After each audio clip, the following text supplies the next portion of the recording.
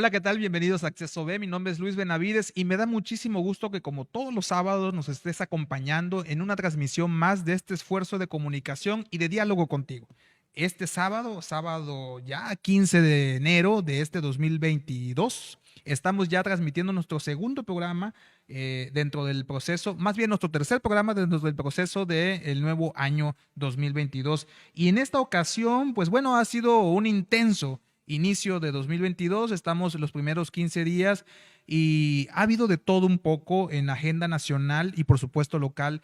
Y hoy estoy platicando en este momento, recibiendo a nuestro amigo Alejandro Medina García, quien nos acompaña para hablar de temas específicos de la última agenda económica a nivel nacional.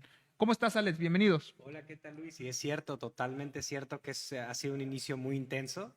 Llevamos apenas 15 días y la verdad es que los temas se han apilado bastante y yo creo que pues este 2022 yo creo que vamos a tener que entrarle con todo porque no creo que nos vaya a dejar descansar mucho. Eso veo, Ale, y la verdad, estimado economista de cabecera de Acceso B, debo reconocer que has atinado a varios temas que, bueno, se fueron dando en el 2021, ya los hemos visto, quien lo desee ver, ahí lo puede ver a través de la página de YouTube, están todos los videos donde Alejandro García Medina ha participado como economista, como politólogo, incluso como conocedor de varios temas sociales, y todos, bueno, casi todos les has atinado, Ale, y eso habla de tu experiencia, de tu nivel y tu capacidad para poder desmenuzar estos temas. Y hoy, bueno, esta semana más bien que está ya concluyendo, pues nos fuimos con la noticia en varias vertientes económicas que de alguna manera llamaron la atención y que nos tiene de alguna manera alertas también, ¿no?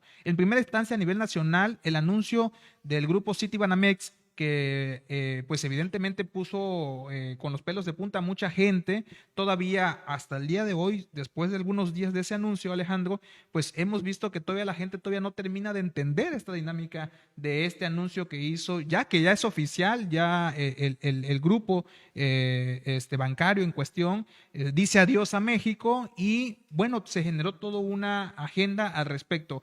Para empezar, ¿cómo podríamos entender, Alejandro, este anuncio y las implicaciones que va a traer? Sí, la verdad es que estos temas, como el caso de Citibanamex, pues es de esos temas que te reconfiguran toda la agenda de la semana, ¿no? Y agrega nuevos factores para analizar.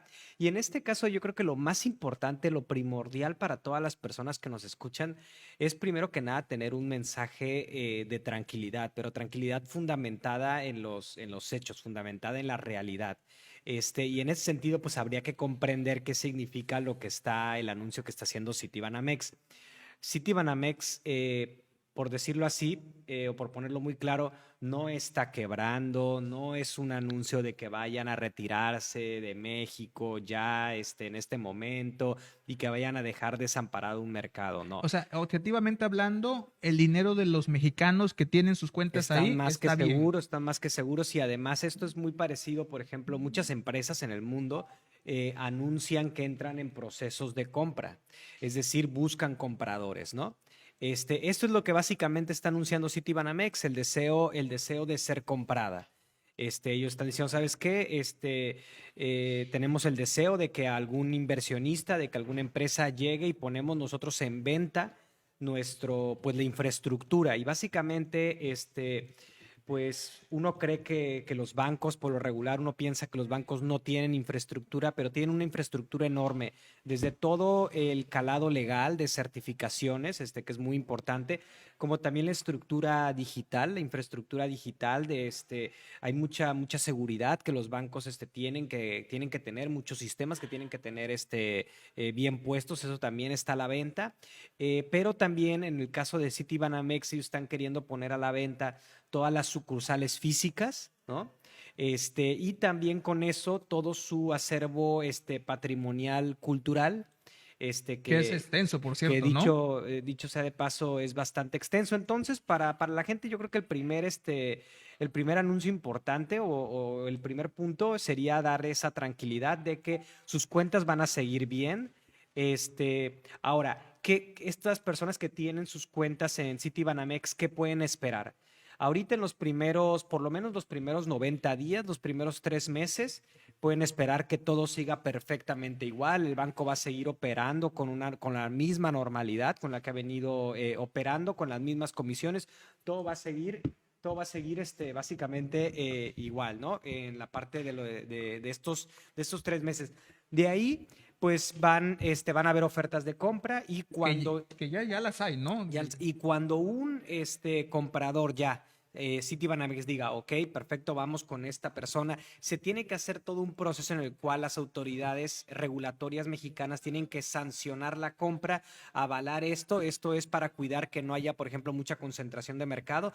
Hay que recordar que ahorita Sea un equilibrio, Citibanamex ¿no? tiene el 12% del mercado bancario en México, entonces para que alguien no pase a ser un actor preponderante y pueda tener un poder monopólico en el mercado, tienen que cuidar eso los entes reguladores, pero todo eso va a ser un proceso que va a llevar su tiempo. Y ya cuando alguien, por ejemplo, ya haya una nueva empresa que se haga cargo de Banamex, entonces esta nueva empresa pues va a meter nuevas políticas, va a meter nuevas comisiones o diferentes comisiones, va De a haber un acuerdo a su cambio, exactamente, mecanismo. pero solo hasta ese momento es donde se van a empezar a sentir los cambios. Entonces, obviamente que si hay usuarios que no tienen, o sea, que sienten intranquilidad a este respecto y tal, pues sí es sano que vayan viendo otras opciones, pero no se preocupen de que mañana vayan a llegar al banco y vaya a estar cerrado, eso no va a pasar. Entonces, yo creo que yo lo que les diría a los usuarios es váyanse con mucha tranquilidad y vayan viendo opciones o quédense en ese banco y de repente conforme venga la nueva administración vayan tanteando los cambios, pero no es momento para que haya ni mucho menos pánico. Ahorita va a haber mucha tranquilidad en la operación de Citibanamex. Entonces, a los cuentavientes de City Banamex e incluso también a los empleados de City Banamex y todas las empresas que tengan su dinero ahí, no tienen por qué tener ningún temor de que vaya a existir una fuga o vaya a existir una bancarrota que no lo hay, ¿no? Y más hoy en día, estos son procesos que este tipo de grupos financieros realiza de manera conveniente para cada circunstancia que ellos consideren, ¿no? Claro, En claro. ese contexto, pero también mencionabas, Alejandro, sobre el Sí. tema de ese anuncio que hizo City Banamex y que, bueno, generó ya incluso tendencias positivas en el sentido de que ya hay por lo menos uno físicamente o más bien públicamente hablando que dijo tiene interés por ser parte de esa compraventa de esa institución, ¿no? Que es en el caso del también bancario, empresario bancario, Ricardo Salinas Pliego, muy conocido por Banco Azteca, ¿no? Ujú. Ellos ya dijeron queremos, tengo entendido que también hay otro tipo de institución que está buscando comprar Citibanamex, pero bueno, en esta cuestión me llama mucho la atención esta publicación que hizo Ricardo Salinas Pliego. ¿Cómo ves tú esta vertiente, tomando en cuenta que él ya es un empresario bancario, ¿no? Claro, bueno, recordar que es una operación gigantesca, estamos hablando de 15.5 mil millones de dólares. La verdad Ese es es el que changarreto que La decía verdad, Ricardo Salinas exactamente. Pliego, La ¿no? verdad es que son números que en muchos aspectos escapan, digamos, de la imaginación del ciudadano promedio. La verdad es que es algo muy grande. Yo creo que sería la operación más grande de la historia moderna de México. Entonces yo creo que es decir bastante la oportunidad que está aquí en el mercado. Pero antes de, digamos, que entrar a eso, lo creo que la parte importante para evaluar si hace sentido para Ricardo Salinas, también se habían hablado, por ejemplo, obviamente hay bancos internacionales que no están posicionados en México que pudieran tener apetito de esto. Hay bancos que están en México ya como Santander, como Scotiabank, tal, que pudieran, Inbursa también, de Carlos Slim, que pudiera entrar a esto. Habría que entender primero por qué Citibanamex se está deshaciendo de esta línea de negocio. Y una de las cosas importantes es comentar que esto es una estrategia global. Lo mismo que está pasando en México ha pasado, creo que en más de 11, 12 países alrededor del mundo, incluidos mercados tan diversos como Vietnam, como Polonia, o sea, tanto en Asia como en Europa se están deshaciendo de este negocio, y así se van a seguir deshaciendo de esta ala de negocio de Citibanamex, bueno, de Citigroup, conforme vaya pasando el tiempo, ¿no? Que eso es interesante, ¿no? Porque cuando Citigroup adquirió Banamex, prefirió quedarse con el nombre de Banamex, ¿no? Y lo fusionó y creó Citigroup Banamex. Tengo entendido que este conglomerado bancario está, de alguna manera, es parte de un grupo muy grande que se llama BlackRock, que es a nivel internacional, ¿no? Sí, totalmente. Y la verdad es que, bueno, Citigroup es creo que en el 2008 era el banco más grande del Del mundo. mundo, es correcto. Y como parte de su estrategia de abarcar todos los servicios, fue que se decidió por la compra de Banamex en ese caso, y en ese tiempo fueron 12.5 mil millones de dólares, que en este caso lo tenían los empresarios después de la nacionalización de la banca. Se vendió eso a dos empresarios, Roberto Hernández y Alfredo Harp, y luego ellos lo venden al grupo de Citigroup por ese precio, que pues fue obviamente un negociazo en términos de que lo compraron muy barato por la nacionalización y luego lo vendieron. Pero bueno, el punto es que Citigroup está en una estrategia global muy importante. Y aquí, ¿por qué está en esa estrategia?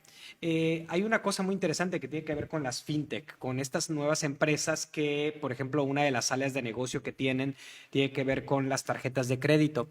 Lo hacen tan fácil como que tú entras a su aplicación, metes los datos y en menos de 72 horas ya tienes tu tarjeta de crédito. Recordar que la tarjeta de crédito para la parte de consumo es de las vertientes de negocio más rentables, ¿no? Más rentables. Entonces, ¿qué hablamos de eso? Pues hablamos de que tenemos unos menores ingresos, es decir, pues se le están comiendo un poco el mercado. Por otro lado, este tipo de empresas, ¿no? Al final unos menores ingresos totalmente. Luego, por otro lado, tenemos un aumento de costos, porque pues también el mantener las sucursales, el hecho de las cargas laborales que tienen que tener y toda la regulación que se ha ido endureciendo tanto en Estados Unidos como en México, pues hace que su margen sea menor. Y en ese sentido, uno de los datos muy importantes es que el grupo Citigroup es de los pocos, básicamente de los 4 mayores bancos del mundo. Él es el único que tiene sus acciones en el mercado de valores están por debajo de la valuación en libros de la empresa. ¿Eso qué quiere decir? Por lo regular, las acciones casi siempre están arriba de tu valor contable en el mercado de valores. Esto es porque tus acciones en un mercado de valores generan expectativa. En este caso, las acciones de Citigroup no están generando expectativa. Eso quiere decir que los accionistas, los inversionistas, pues prevén un futuro malo para Citigroup. Pensarán quizás que es una empresa pues anquilosada, que tiene muchos gastos, que no se mueve con la flexibilidad que el mercado requiere. Entonces, yo lo que analizo es que Citigroup lo que está haciendo es recuperar, digamos, un poco más de flexibilidad, quedándose en el mercado que le está dando mayores ingresos, que tiene que ver esto con pues banca patrimonial, con todo el apoyo a las inversiones que grandes capitales y grandes familias en México pueden darse ese Fíjate lujo. que acabas de hacer un análisis muy interesante que te voy a preguntar en el último bloque de esta entrevista, pero vamos a un corte comercial y regresamos aquí en Acceso B. No se vayan porque viene lo más interesante. En Papelería Benavides encontrarás papel y bolsas de fantasía, globos, artículos de oficina. Además, te ofrecemos servicios de trámites por internet, impresiones, escaneos y copias. Construye tus proyectos, sé el mejor de tu escuela en cualquier modalidad y en tu trabajo. Llévate lo que te es útil. Y para este regreso a clases, traemos para ti el 10% de descuento en la mejor variedad de productos en artículos escolares y accesorios de computación. Envíanos un WhatsApp al 936-117-0936 y visítanos en nuestras redes de TikTok, Facebook, Instagram como Papelería Benavides. Desde 1985, tu mejor opción.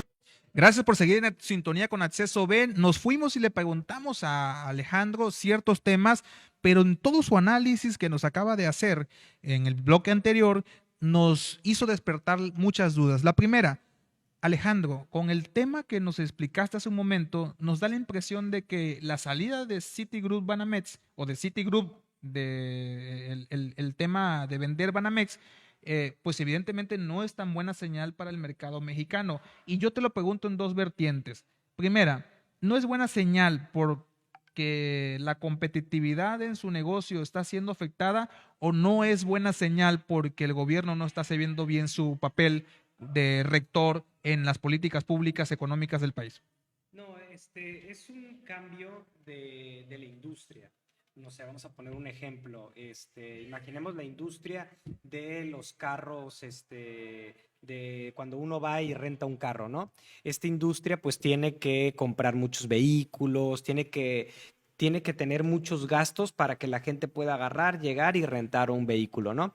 Pero ahora ya existen compañías como Uber, Lyft, Didi, muchas otras empresas que tienen un modelo de negocio más ligero, es decir, que no tienen que contratar, que tienen que comprar per se el vehículo. Entonces, pues la industria se está reconfigurando a nivel mundial. Y es cierto, Citibanamex dice, ya no me es negocio. Claro, ya no le es negocio esa forma de hacer negocio. Antes era negocio esa forma de hacer negocio, pero ahora hay nuevas formas de atender ese mercado y hay otros actores que están atendiendo ese mercado con menos costos. Entonces, Citigroup, pues lo que está haciendo es, digamos que dejar esos negocios, tener más capital para entonces reconfigurarse y renacer, digamos, con diversas estrategias. Entonces, no tienen en sí nada que ver con el mercado, con el mercado mexicano, con la política pública mexicana. Es un asunto totalmente global de cómo está cambiando el negocio para Citibanamex. Ahora bien, Alex, Bueno, qué bueno para, que para haces. todo el banco, pues, Así para es, todos los para la bancos. empresa, ¿no? De Para que todos los ellos, bancos. Citigroup. Ahora bien, Alejandro, en este contexto, y ya una vez que nos has explicado perfectamente que esto no tiene nada que ver con las políticas económicas del país, del actual gobierno, eh, ahora también viene la otra vertiente. Alejandro, ¿la posición del gobierno es la correcta en los discursos que ha hecho a partir de este anuncio de Citigroup Banamex? Te pregunto esa vertiente, o cómo ves tú, cómo hubieras hecho esta reacción que de alguna manera ya hemos visto por parte del gobierno.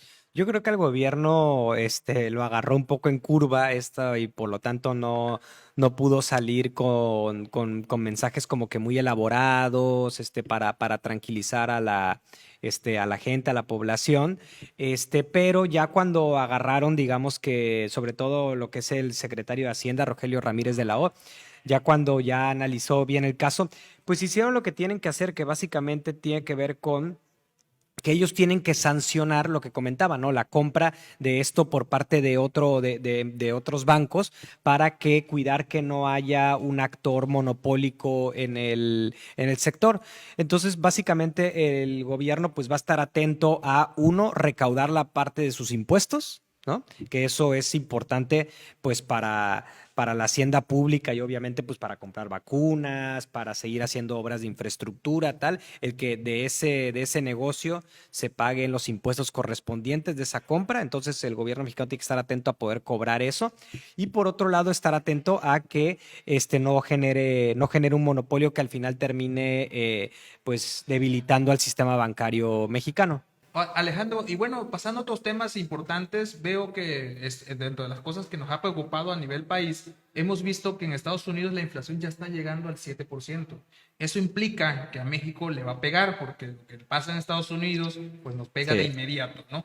En este contexto, dame rápidamente tu opinión al respecto, cómo ves este asunto, y finalmente también te voy a hacer una pregunta muy popular que se ha generado en redes sociales, pero esta parte de la inflación. Sí, lo primero que tenemos que entender sobre la inflación, tanto en Estados Unidos como en México, es que la institución encargada de poner a raya la inflación es el Banco de México en México y la Reserva Federal en Estados Unidos. ¿Esto por qué? Porque son las únicas instituciones que tienen el poder para imprimir dinero. para regular su labor es regular la cantidad de dinero que hay en la economía y cuál es el precio de ese dinero. Recordemos que los bancos centrales, la Reserva Federal y el Banco de México le prestan a los bancos como Citibanamex, Claro. como BBVA, Santander, tal, y le prestan dinero a esos bancos para que esos bancos a través de eso le presten dinero a su vez a sus clientes. Entonces, el Banco de México, al prestarle dinero, tiene que cobrar una tasa de interés. Si el Banco de México aumenta la tasa de interés, pues obviamente aumenta la tasa de interés que los bancos comerciales con la cual nos prestan a nosotros, ¿no?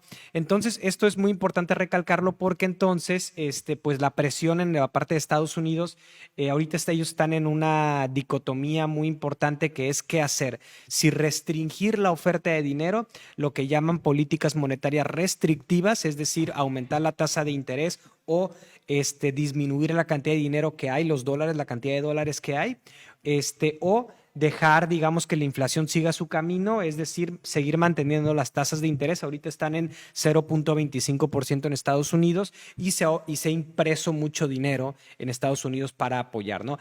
Entonces, eso, lo último, es lo que ha provocado la inflación. Ahorita ya el gobierno norteamericano lo que está comentando es de que van a empezar a endurecer su política monetaria, es decir, o subir las tasas de interés o retirar dinero de la economía. Pero si ellos hacen eso, el golpe va a ser muy fuerte para la economía norteamericana, va a haber mucho más desempleo, van a haber muchas empresas que vayan que quiebren, y eso va a afectar también a muchos países del mundo, por lo tanto va a afectar el comercio internacional si ellos deciden hacer eso. Entonces, digamos que lo que está a punto de verse en el mundo es si lo realizan o no lo realizan, y por eso hay tantas tensiones a nivel mundial, porque ya Estados Unidos dijo que lo va a hacer, pero todo el mundo sabe que eso implicaría una crisis muy fuerte. Y en ese sentido yo creo que sería interesante hablar de lo de la apreciación del peso. Eso te iba a comentar, sí. O cómo se ha defendido la moneda. Porque se ha defendido bien. Se ha defendido bien porque tanto y eso es algo muy importante, tanto ni que la inflación esté alta es culpa del gobierno federal, ni que la moneda mexicana se deprecie o que se aprecie es culpa realmente del gobierno federal digamos que en la parte más constitutiva de esos movimientos, en los fundamentales, ¿no? Esto es labor del Banco de México. Esto literalmente los que tenemos que ponerles el ojo es al Banco de México. Y entonces el Banco de México, el año pasado cerramos con un aumento. Por lo regular los bancos aumentan su tasa en 0.25%. El Banco de México terminó aumentando su tasa, terminamos en 5.5% y con un aumento de tasa al final de un 0.5%, o sea, el doble de lo que normalmente. Entonces quiere decir muy agresivo el Banco de México. ¿Y por qué muy agresivo? Por un lado, sí, para contener la inflación, pero en realidad la preocupación más grande del Banco de México tiene que ver con la apreciación del peso.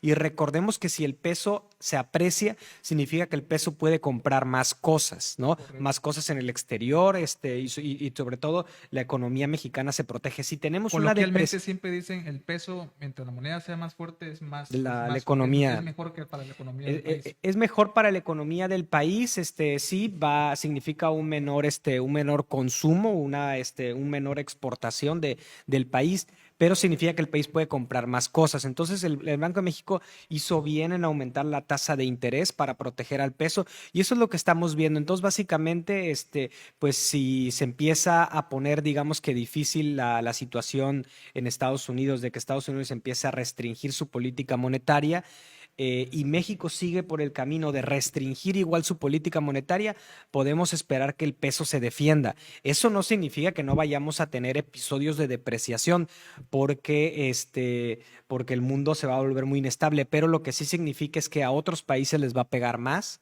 duro que a México, y eso es, digamos, un poco favorable para México. Tú lo decías desde los primeros programas en Acceso B en los que has participado, tú decías México está haciendo o está llevando a cabo una política monetaria de acuerdo al libro que está estipulado en el tema económico, ¿no? Y que de acuerdo a eso, pues a México por eso no le ha ido tan mal como quizás en otro momento le hubiera podido ir. Y a muchos otros países. Y a muchos otros países les está yendo mal. Bueno, en este sentido, Alejandro, no puedo evitar preguntarte algo que que se fue tendencia en las redes sociales también esta semana, siempre copiamos a Estados Unidos y generalmente cuando copiamos las cosas malas y a veces hasta copiamos mal, ¿no? O sea, de repente la copia nos sale peor que la de Estados Unidos, ¿no? Y en este contexto, pues bueno, recientemente, a partir sobre todo de la cuestión del anuncio de Citigroup Banamex, de que vendía su empresa en México o su banco en México, pues evidentemente, ¿no? Salió al quite un empresario que de alguna manera ha estado dando tendencia, que es Ricardo Salinas Pliego, dueño de Banco Azteca, de TV Azteca y de todos esos conglomerados que no es menor, pero finalmente muy al estilo de Trump, dicen, ¿no? El Trump mexicano, ¿no? Ya hasta lo están candidateando a presidente y demás. Desde tu punto de Sí. vista económico y de empresario y de emprendedor, ¿qué opinas al respecto de esto?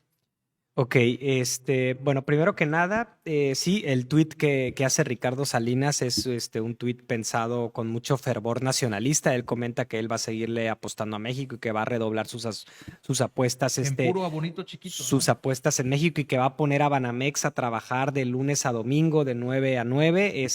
Yo creo que eso es parte de su esquema de negocio, o sea, lo que hace con Banco Azteca, con Electra, tal, ¿no? Digamos, sobre su futuro político, bueno, y antes de entrar a su futuro político, eso hace mucho sentido con la estrategia de negocio que tiene y que Citibanamex está dejando. ¿Por qué? Porque Citibanamex deja, digamos que todo este segmento de sucursales locales, pero la estrategia de Banco Azteca, bien implementada, le ha dado mucha fuerza en toda esta parte de atender a la base de la pirámide poblacional, ¿no? A la base de la pirámide de ingresos, ¿no? En México, vendiéndole diversos productos, desde vender refrigeradores a 20 años, No, hasta, increíble, ¿no? o Sí, sí, sea, sí. todo ese tipo de... Y bueno, y también tú le diste un nombre, ¿no? Todas las comisiones Todas y las demás que comisiones. se generan, la verdad que es Sí, increíble, ¿no? entonces a Ricardo Salinas le puede hacer mucho sentido toda la parte de las sucursales de Citibanamex Claro, para fortalecer su su negocio propia estrategia. y ponerlos a trabajar a Citibanamex como lo ha hecho con sus otros ¿Tú lo bancos, ves ¿no? Esto. presidenciable, Pero Ricardo? en la parte del futuro político, yo creo que aquí no hay que dejar de ver algo muy importante, que es cómo él se hace empresario. O sea, Ricardo Salinas no es un empresario que haya hecho desde cero sus negocios, sino que es uno de la ola de empresarios, como también Carlos Slim, por ejemplo, que se beneficiaron de la venta del gobierno de Hay una, de diversas concesiones, entre ¿no? los economistas hay una frase, o no frase, sino una anécdota, no, bueno, no sé Ujú, cómo decirlo, pero lo voy a decir, ¿no? La riqueza o se hereda o se arrebata, dicen los ujú. economistas, ¿no? Sí, y en este caso Entonces, se regala, en este caso o se hablamos, regala en el sí, caso del mexicano, ¿no? hablamos de un capitalismo de amigos, ¿no? En el cual el gobierno pues empezó a deshacer de ciertos activos y estas personas lo lograron comprar a precios, la verdad es que bastante baratos. Y de ahí se empezó a construir. De ahí, después de eso, lo que ha hecho tiene mérito, lo que ha hecho tiene mérito como empresario, es decir, llevar esas empresas desde Azteca, Banco Azteca, Electra, a crecer en su segmento, eso es muy importante, a diferencia de otros, por ejemplo, como lo de Aeroméxico, que ahorita, a pesar de que le dieron un monopolio aéreo, pues ahorita ya básicamente tuvieron que declararse en bancarrota en Estados Unidos y que por eso están habiendo todos esos problemas. No es tanto por el Omicron, sino es porque están despidiendo a los pilotos. Pero bueno, volviendo a Ricardo Salinas Pliego, pues la gente sabe eso. Por otro lado, la gente también sabe que tiene muchos problemas con el SAT, tiene varios juicios de que no quiere pagar sus impuestos, ¿no? Entonces yo creo que esas son colas que le van a ser muy complicado que Ricardo Salinas pueda usar esto como una base para poder ser un candidato de oposición o un candidato estilo Trump para México, porque pues a mí me parece que hay tela de donde cortar o hay cola de la cual pisar para poder tal. Ahora, Yo de tajo lo digo sí, honestamente, sí. como copia, no es Ujú, buena copia el querer intentar hacerlo como ujú, lo que pasó en Estados Unidos con ujú, Trump, con el movimiento de Trump, que por cierto sigue vigente. ujú. Y en primera instancia y en segunda instancia, por lo que acabas de decir tú de la cola y más allá de la cola, las responsabilidades, creo que no es bueno para el país que este tipo de actores ingresen a la cuestión política porque lo único que hacen es turbulentan la situación. Y dicho sea de paso, eso no quiere decir que estos pasos que esté haciendo Ricardo Salinas Pliego no le hayan salido bien. Creo que le salieron bien en esta semana, Sí. porque en la ausencia del presidente de la República, evidentemente, entre la efervescencia de Citigroup Banamex y lo que anunció, pues aprovechó la ocasión y bueno, sus bonos de alguna manera, aunque muy mayoritariamente negativos, empezaron a hacer tendencia a nivel nacional. Sí, la verdad es que la oposición y bueno, y hay también una ideología en México de pues de no importa cómo hayas hecho tu dinero, lo importante es que tengas dinero y entonces a mayor dinero significa que eres más exitoso y entonces quiero ser exitoso y tal. Entonces toda esa ideología, claro que es una base importante. Yo no dudo que haya mucha gente que fuera a votar por él en ese sentido. Yo lo que creo es que no le alcanzaría para, digamos, una presidencia, ¿no?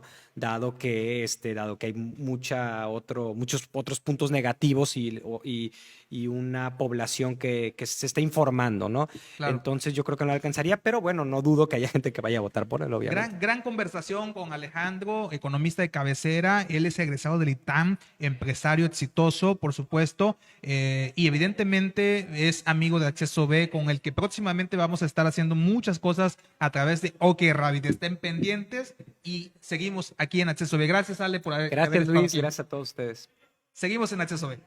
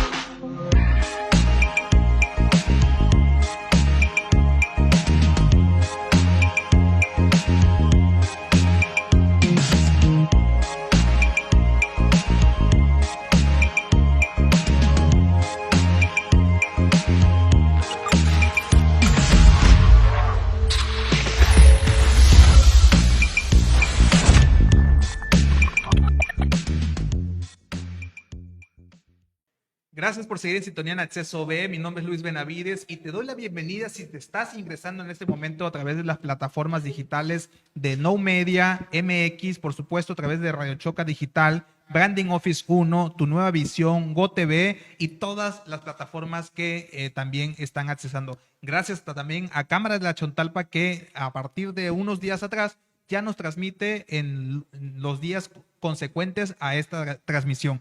Por supuesto, le doy la bienvenida a nuestro amigo Carlos Ramón Campos Chávez, quien ya está aquí en el segundo programa del 2022. Por supuesto, es politólogo, amigo, abogado y sobre todo gran asesor de cabecera de Acceso B. Bienvenido, Carlos Ramón Campos Chávez. ¿Cómo te trata el 2022? Muy bien, hermano. Muchísimas gracias nuevamente por la invitación.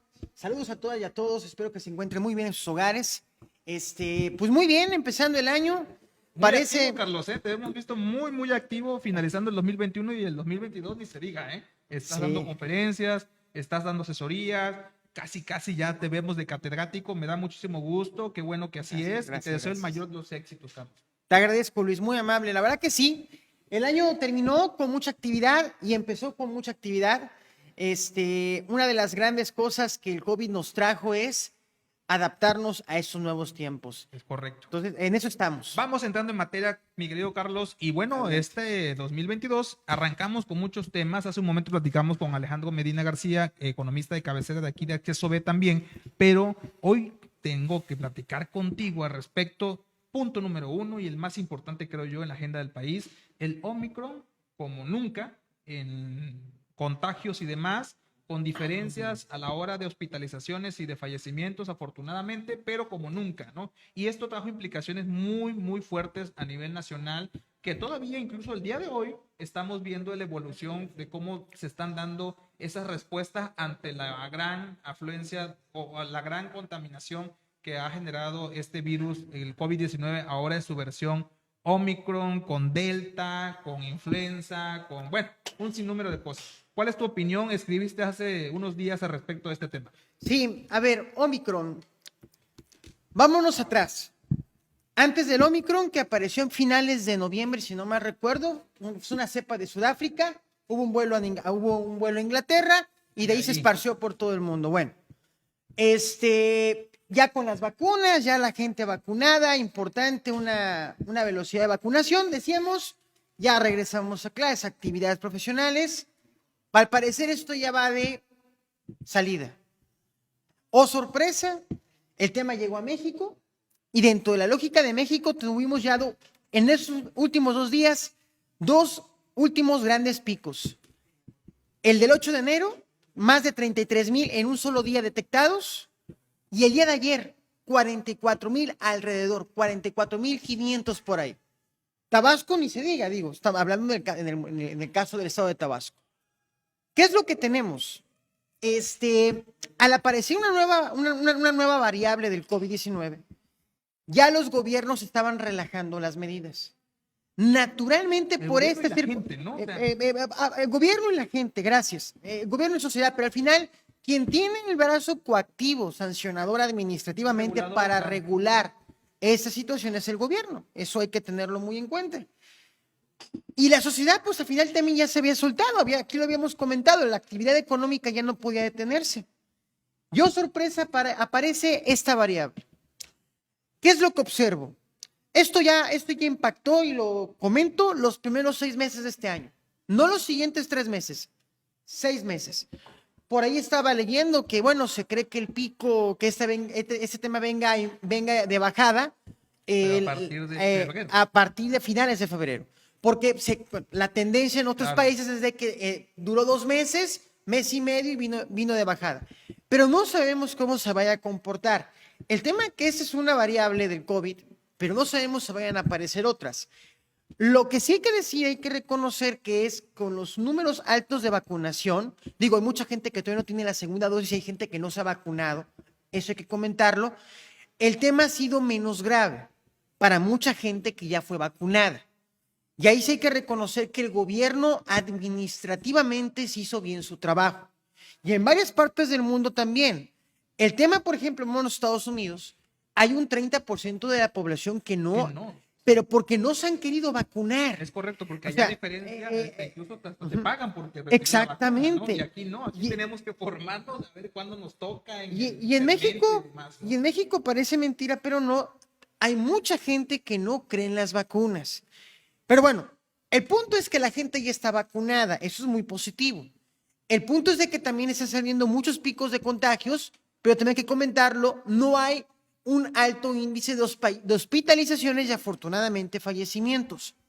Aquí en el diagnóstico político a nivel gubernamental es, si bien ya existen medidas administrativas y ya tenemos una experiencia de 2 años y corriendo de qué es lo que se debe y tiene que hacer, es que esta situación, por más que se sepa qué hacer, va a afectar otras variables y ya las está afectando. Claro. El tema económico va a ser una variable que ya la está afectando. Bueno, de hecho, de antemano lo decían todos los analistas, incluyendo el gobierno y hasta el sector salud, decía, el sector salud no podemos recomendar confinamiento nuevamente, el sector económico no aguantamos un confinamiento más, ¿no? Y el sector gubernamental dijo, no vamos a cerrar la circulación y los establecimientos y demás. Es que ya no hay en México, no hay ese imaginario de regresar a casa a hacer todo lo que sabíamos que podíamos hacer hace unos años. No, si de por sí estamos saliendo de las secuelas de la primera, segunda y tercera ola, imagínense las secuelas de la cuarta ola. O sea, a ver, en términos de salud integral,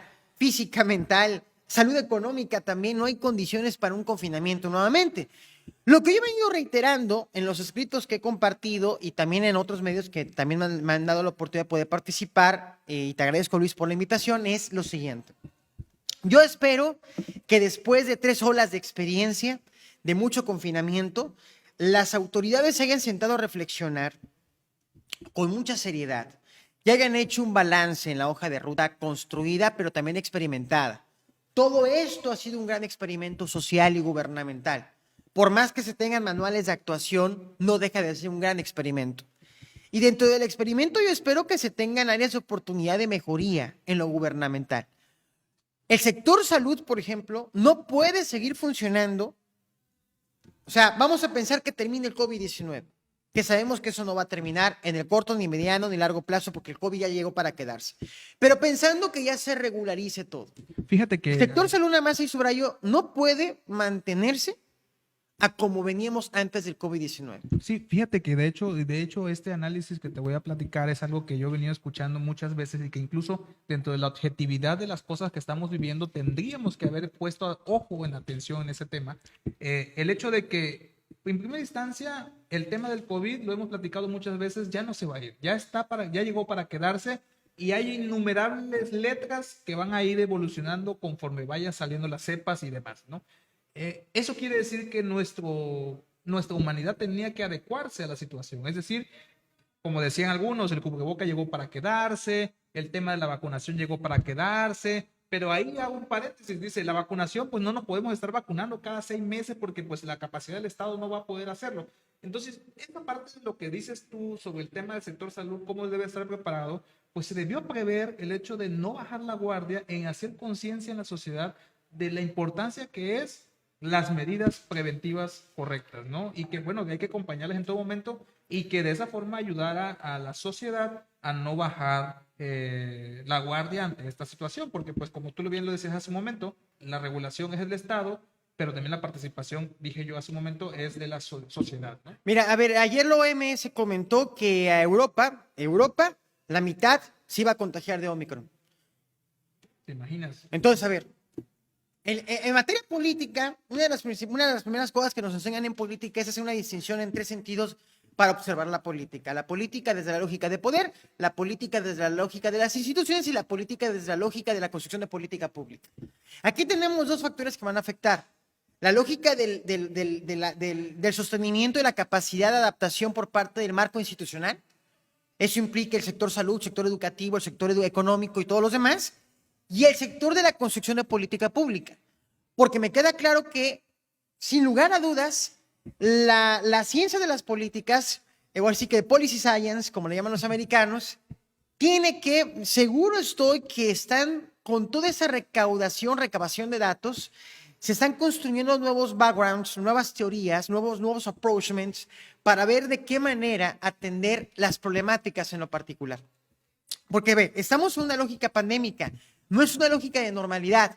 Entonces, tu lógica de construcción de política pública desde el marco institucional no puede ser el mismo, en una época donde no había una pandemia. Claro. Entonces, imagínense que la mitad de la población europea, imagínense América Latina, imagínense nuestro país. O sea, a ver, el sector gubernamental tiene que sentarse a prever escenarios de decir, señores, ya tuvimos 3 olas de experiencia a nivel mexicano, tenemos una 4ª ola de experiencia. ¿Qué Carlos, hacer? Y en esta tendencia vamos a un corte comercial rápidamente y la siguiente pregunta es, ¿el presidente fue víctima del Omicron o por lo menos fue víctima del COVID por segunda ocasión? Y bueno, todo eso también trajo como consecuencia en la agenda política del país configuraciones que me gustaría platicar contigo. Vamos y volvemos en Acceso B. Tú ya tienes tu boleto. Limpia conciencia tus oídos con estos sencillos pasos. Acude a Farmacia Caballero Y adquiere un frasco de alcohol boricado. Cuesta solo 85 pesos. Aplica 2 gotitas en alguno de tus oídos y reposa 5 minutos. Repite este paso en tu otro oído. y listo. Así de sencillo y fácil puedes ahorrarte una costosa receta. No olvides que en Farmacia Caballero encontrarás esta y otras soluciones, Que significará un ahorro para tus bolsillos. No olvides compartir Y seguirnos en redes sociales.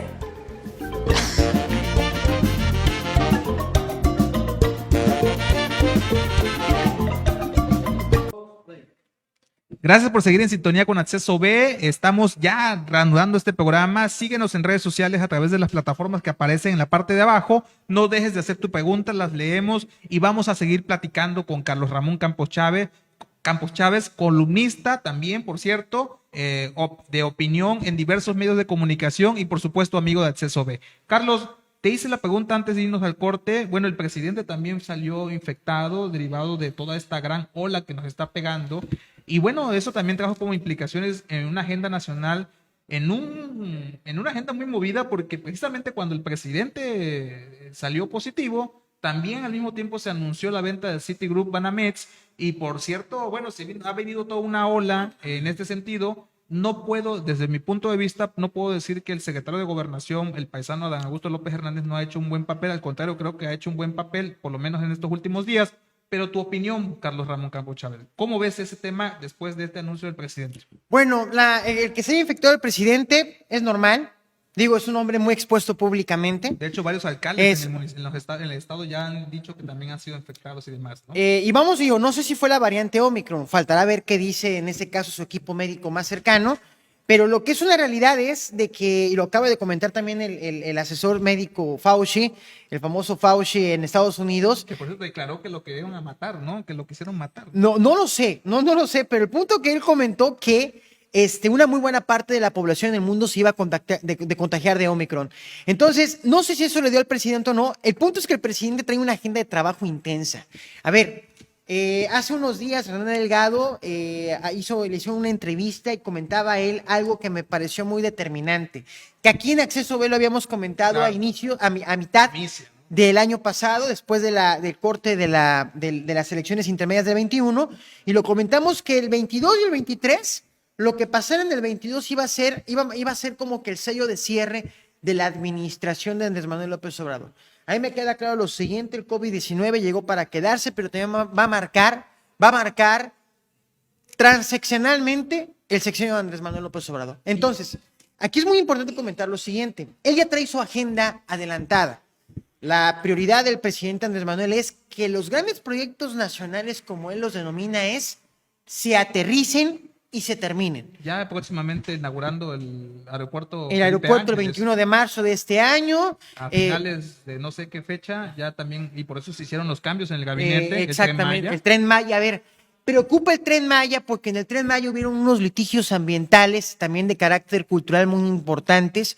Hubieron también modificaciones en la ruta, si no mal recuerdo, a Tulum. En fin, hicieron varias modificaciones. Sí, claro, sí, es complicado, ¿no? Entonces, se está presentando. Hay trazos que le importan, obviamente, al gobierno federal, al proyecto político y económico del presidente, que se aterricen, se terminen.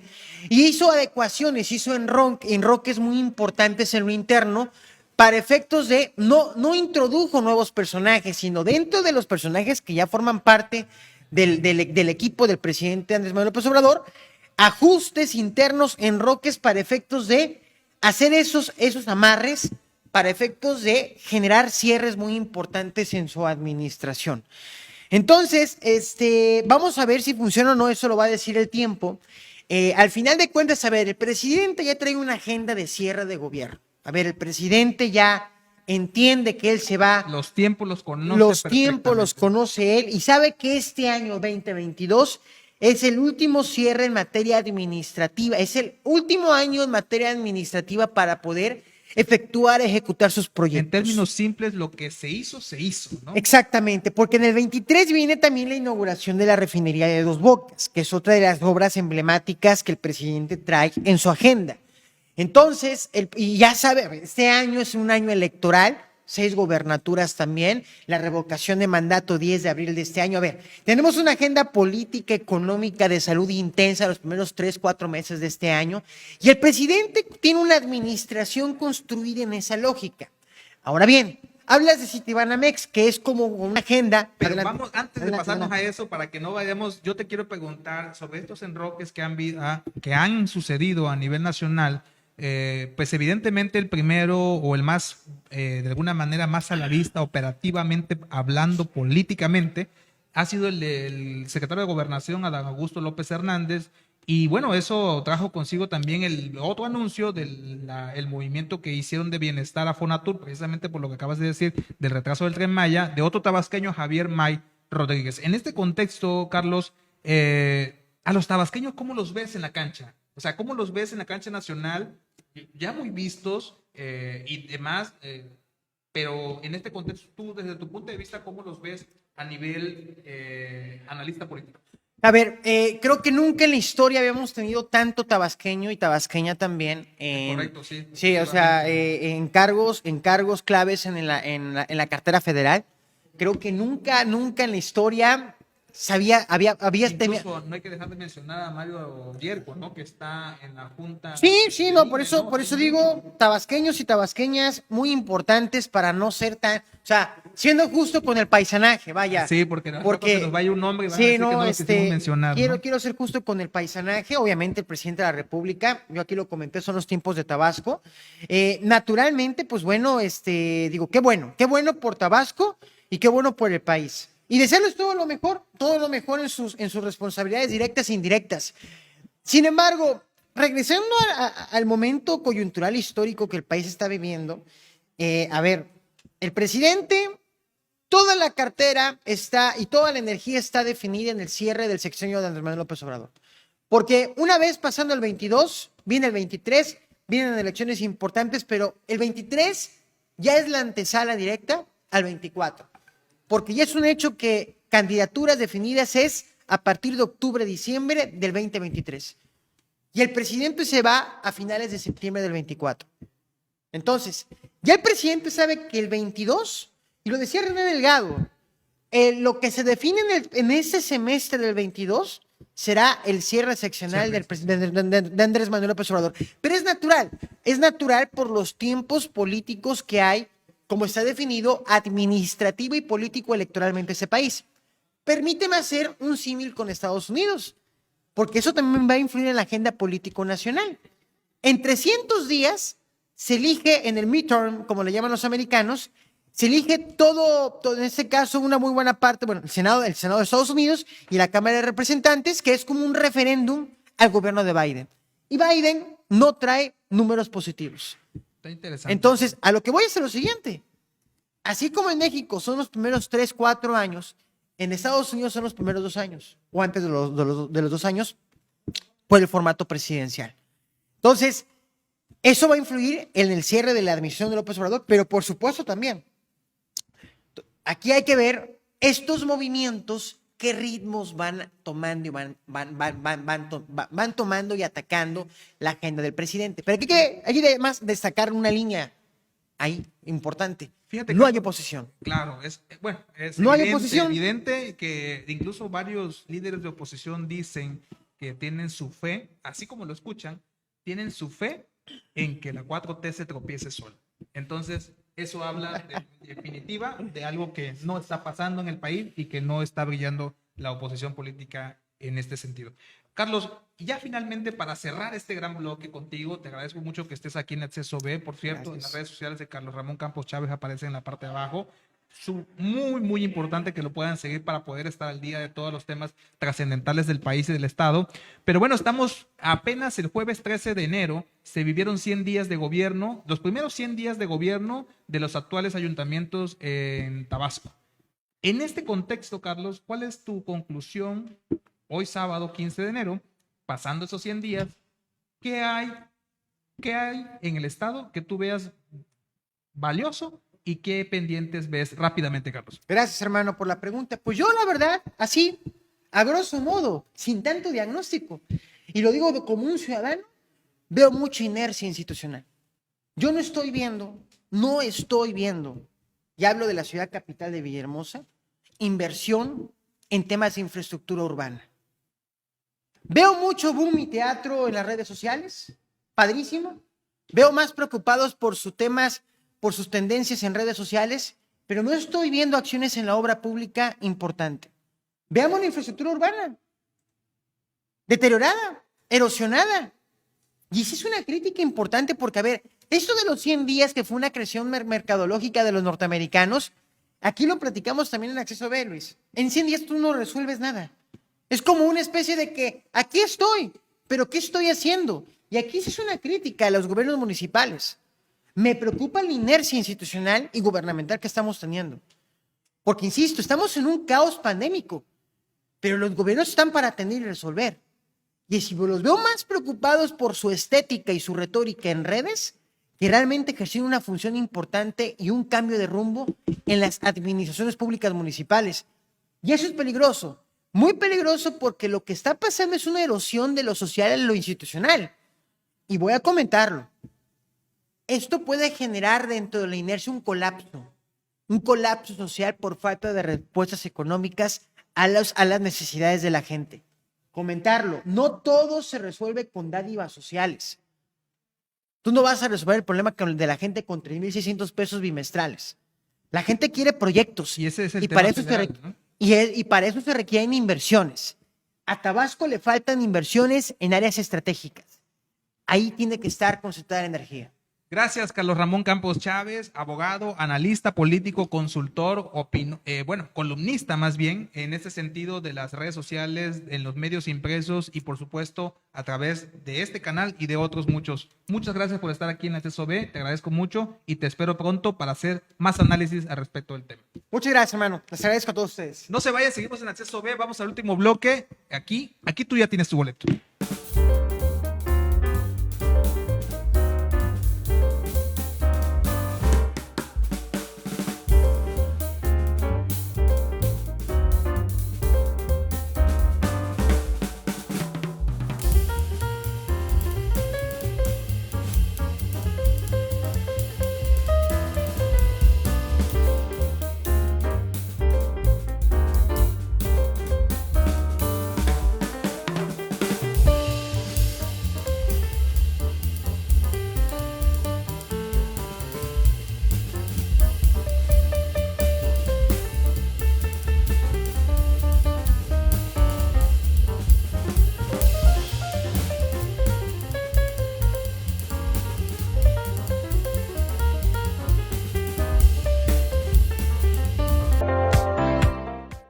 Estamos ya finalizando el programa y me da muchísimo gusto darle la bienvenida desde Querétaro, enlazándonos hasta allá, a mi querida coach Venecia Garcés Arrieta. Ahí van a ver en sus redes sociales cómo la pueden seguir a Venecia, quien por cierto tiene un gran programa a través de Spotify y que le doy la más cordial bienvenida porque además de que somos amigos de mucho tiempo atrás, la volví a ver y escuchar más bien en su canal de Spotify, que les recomiendo mucho y que de ella misma le va a hablar en este momento. ¿Cómo estás, Venecia? Un gusto saludarte. Hola Dani, ¿qué tal? Muchísimas gracias por invitarme aquí a tu programa. Muchos saludos a tu auditorio. Y pues sí, están invitadísimos a escuchar el podcast que se llama Las 1001 Preguntas de Venecia, donde estaré entrevistando a gente que es especialista en diferentes temas. Y pues la verdad es muy bueno, ojalá que se den el tiempo de escucharlo un poquito. Muchísimas gracias por invitarme, Dani. Y estamos conectándonos No hasta te la ciudad de escucho. Querétaro. Y bueno, Así yo te debo decir que el primer programa me capturó de tu podcast y la primera pregunta que me hizo eco en mi cabeza fue, coach ontológico, ¿qué es y por qué es diferente a un psicólogo, Venecia? Mira, el coach ontológico nos basamos en trabajar muchísimo con las metas. Nosotros, como coach ontológicos, lo que siempre cuando llega una persona con nosotros se llaman sesiones. En las sesiones lo primero que les preguntamos son cuáles son sus metas en las principales áreas de su vida, ¿no? Ya sea en lo laboral, en lo profesional, en lo personal. Entonces, dependiendo de todo lo que las personas nos digan, pues nosotros vamos trabajando de acuerdo con sus metas, siempre teniendo la conexión entre lo que es el lenguaje, la emoción y el cuerpo, y que todo eso esté en sintonía, ¿no? Con lo que piensan, lo que sienten, con lo que están hablando y expresando. A partir de sus metas en cada una de sus áreas, nosotros vamos trabajando. La diferencia que hay entre un psicólogo y un coach ontológico es que los psicólogos se basan mucho en trabajar lo que son las patologías mentales. Nosotros como coach ontológico solamente vemos todas sus capacidades de comunicación y sus habilidades de relacionarse con los demás. En sí, los psicólogos se van a más el tema patológico, cómo desarrollaron ciertos temas patológicos o enfermedades mentales y a tener todo ese proceso mental de solución. Los coach ontológicos nos guiamos más como con base a preguntas, llevarte a entender en qué punto estás en tu vida y cómo tener las herramientas suficientes para llegar a un punto B, ¿no? A la meta deseada. Entonces, obviamente en el camino pues vamos conociendo todas las necesidades de la persona. Dentro de los coach ontológicos hay niveles, ¿no? Tú no puedes hacer este trabajo si no tienes una certificación que avale lo que tú sabes hacer en primera instancia. Y la segunda pregunta que te quiero hacer es, ok, eres un coach ontológico y la pregunta que te quiero hacer, ahora con el COVID-19, el servicio que tú brindas, el acompañamiento que tú brindas, ¿también se puede hacer de manera digital a distancia? Sí, claro, mira, con la primera pregunta, sí, tenemos que estar certificados a nivel internacional. Hay diferentes escuelas, ¿no? Que dan esa certificación. Yo aquí en México la tomé con Crecer. Y bueno, en un tema de coach ontológico por medio digital, claro que se puede. De hecho, yo, por ejemplo, doy ahorita un curso muy específico para qué es la mejoría en la autoestima, cómo mejorar mi autoestima, se llama el curso. Lleva 3 meses, es un proceso de 3 meses. Mis principales coaches son de otros países y pues bueno, por medio digital llevamos todas las sesiones en grupo y en lo personal, ¿no? Entonces, sí, sin ningún problema eso se trabaja. Como bien te digo, es a partir de las metas de las personas. Punto acabas de comentar, porque mucha gente nos ha preguntado en redes sociales sobre cómo poder acercarse a este tipo de situaciones, de acompañamientos, y qué bueno saber que a través de la tecnología lo puedes ir acompañando. Este servicio que que estás anunciando, este curso que vas a dar, te pregunto, ¿es individual a la ciudadanía o también lo pueden tomar grupos, incluso hasta pueden utilizarlos empresas? Sí, claro, se puede hacer en grupo. Yo tengo cursos muy específicos. En el de cómo mejorar la autoestima es uno, ¿no? Que se maneja por grupo, en sesiones de grupo, clases, por así decirlo, y luego son 8 sesiones para cada persona en lo individual. O sea, lo que vimos en las sesiones en grupo se trabaja en lo individual también. Y en un tema bueno, de trabajo, me enfoco más como en el trabajo en equipo y eso ya se van tomando otros temas que es totalmente diferente al tema de la autoestima, que dependiendo de la persona y de las necesidades de la empresa, se van tomando ciertos recursos de diferentes áreas de la vida de la persona para poder ir mejorando bueno, que la persona trabaje de mejor manera dentro de la empresa. La verdad es que cuando te entrometes mucho en la vida personal de la gente y ves cómo ayudarlos, la verdad es que eso sí mejora muchísimo en su manera de trabajar. Yo creo que ahí sería como un área de oportunidad, sobre todo para ayudar a la gente, que mientras más mejora su vida, también más mejora su vida profesional, ¿no? Porque el tema de la calidad de vida, la calidad laboral y todo lo que eso implica genera positivos o de alguna manera activos positivos a cualquier empresa, pero también, por supuesto, en la vida personal de cada quien. Venecia, dos cositas para seguir cerrando el tema. Primero, ¿cuál es tu podcast y cuáles temas has tratado en tu podcast? Y finalmente, haz la invitación al público que nos escucha y nos ve a través de las redes sociales para que ingrese y pida informes sobre tu curso de autoestima y la fecha en la que lo vas a dar, por favor. Sí, claro, mira, bueno, lo principal, las redes sociales, bueno, son Venecia Gar, en Instagram y en Facebook como Venecia Coach. Y pues dentro de este curso, pues lo principal que vamos a ver son personas que tienen miedo al rechazo, la falta de confianza en sí mismo, timidez excesiva, hábito de comportarse, de compararse con los demás, la dificultad para reconocer los logros propios, la tendencia a dejar todo para después, el perfeccionismo, la sensación de incapacidad en las cosas. Estos puntos son súper de alarma para las personas que estuvieran interesadas en un tema con su autoestima. Es muy bueno este curso. Yo empiezo a mediados de marzo, más o menos por el 15 de marzo, con este curso y pues ahora sí que están súper invitados. No sé si ustedes, bueno, más adelante ya dar un poquito más la explicación sobre del curso, cómo se da y en qué horario sin ningún problema, pero pues bueno, está ahí abierta totalmente a la invitación y pues te agradezco muchísimo este espacio. Recuérdanos tu podcast Sí. en Spotify. Sí, claro, perdón. Mi podcast es de las 1001 preguntas de Venecia. He tocado temas como la depresión, la ansiedad, no conmigo, con un psicólogo, con un especialista. También el COVID, cómo se vive, cómo se trata, también con un especialista. una medallista olímpico, ¿no? En nuestro país, mexicana, una paralímpica más bien, una persona que vivió la realidad en prisión, cómo se vive la justicia en México.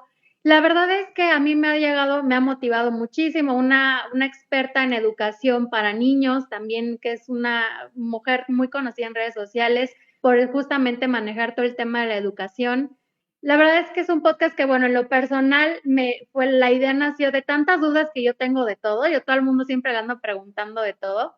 Entonces, pues dije, bueno, voy a hacer un podcast que también le llene a la gente, ¿no? Que también si tienen dudas, pues también me las hagan saber y yo invitar a especialistas sobre el tema. Y pues bueno, de eso nació el podcast y los invito a escucharlo. Se llaman Las 1001 Preguntas de Venecia, está en Spotify. Y pues con muchísimo gusto ahí también, si alguno de ustedes es algún especialista en alguna rama en especial, pues me gustaría también invitarlos ahí a platicar un poquito. Con Las 1001 Preguntas de Venecia en Spotify y por supuesto síguela en redes sociales. Venecia, yo me quedo contigo para que en el próximo programa me hables de la autoestima y por supuesto nos vayas indicando la fecha para poder estar contigo en ese curso que seguramente será de gran utilidad. Muchas gracias por estar en Acceso B, donde tú Venecia, también tienes tu boleto. Gracias, Muchas gracias, Dani. Te mando un abrazo. Gracias, mi Venecia. Les invito a que la escuchen en Spotify y a ustedes les agradezco que nos hayan sintonizado en Acceso B. Nos vemos en la próxima semana donde ustedes, ya saben, aquí tienen su boleto. Hasta pronto.